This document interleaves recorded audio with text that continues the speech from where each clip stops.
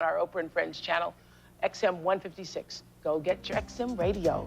Yeah, thank you.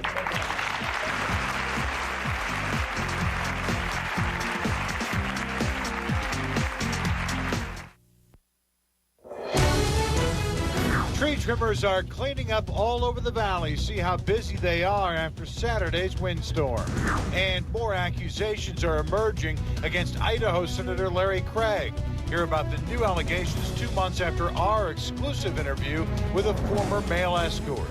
Plus, a News Channel 3 exclusive investigation. Karen had told me that within the 3 to 6 months prior to their deaths and their murders, that David was working on a case that when it hit the fan, it was going to blow me away. Tonight, more than 2 years after a murder-suicide, the sister of one of the victims is speaking out and demanding answers. Now, from the Desert's news leader, KESQ News Channel 3, live at 5.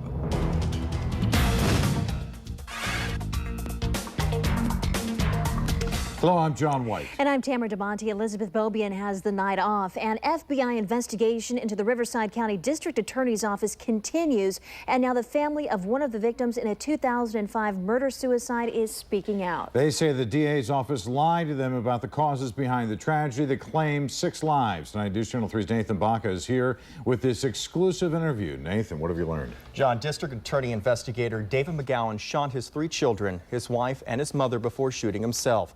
The McGowan relatives are frustrated and cooperating with the FBI in their search for answers.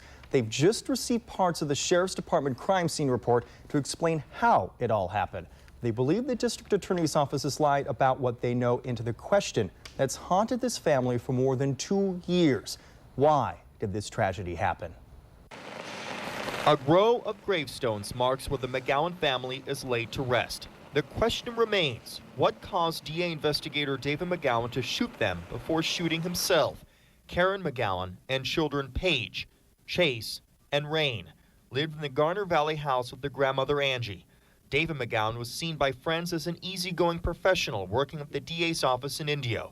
Karen's sister Kelly recalls conversations she had with Karen months before the murder-suicide. I have information that my sister shared with me prior to their deaths, that when I had questioned the District Attorney's Office, the responses I received were inconsistent with the gravity of this information that Karen had shared with me. Karen had told me that within the 3 to 6 months prior to their deaths and their murders, that David was working on a case that when hit the fan, it was going to blow me away. McGowan's last case started with investigating 4 Desert Hot Springs police officers for allegedly filing a false traffic report. But his investigation uncovered more potential crimes. Officer Jacques Millian was accused of molesting a teenage girl. Another officer was investigated for stealing drugs and guns from the evidence locker. And an animal control officer was accused of working with the Mexican drug cartel dogfighting ring. Luis Bolaños was McGowan's former partner. He confided in me that he was being pressured by Chief Clay Hodson of the DA's office and Assistant Chief Rick Nelson to change his findings in an investigation he was conducting involving numerous police officers from the Desert Hot Springs. Karen told me that David was under a lot of stress and that he had told his superiors to F off, which at that time I was very concerned. Days before the murder-suicide, McGowan went to the FBI, then cleared his work desk. To this day, the DA's office said McGowan was not facing unusual stress at work. Jim Baines said to me that David was recycling photographs and paintings that his children had given him, not untypical. That was what I was told specifically. So when I saw the photographs that you had included in your investigative reporting, I was floored. It was quite evident to me David had vacated.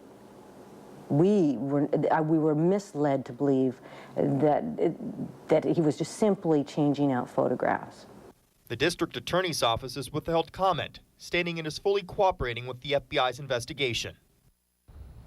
Seeing inconsistencies in what the DA's office was telling them, the McGowan relatives did their own investigation. Tonight at 11, we'll show you what happened when the family began to find the first emergency responders to the scene of the massacre and how what they had to say was different from the official story. So again, we'll have that coming up all new at 11 o'clock. More than 2 years later, still a lot of questions about what happened in that home. Yes. On that particular night. Thank you, Nathan. Thank you, Nathan. If you are just joining us for Nathan's month-long investigation into the district attorney's office, you can see all of our reports by logging on to KESQ.com. Just go to the news tab and click on the link inside the DA's office and Desert Hot Springs Police. Again, that is online at KESQ.com. The cleanup is underway here in the Coachella Valley after Saturday's windstorm. The strong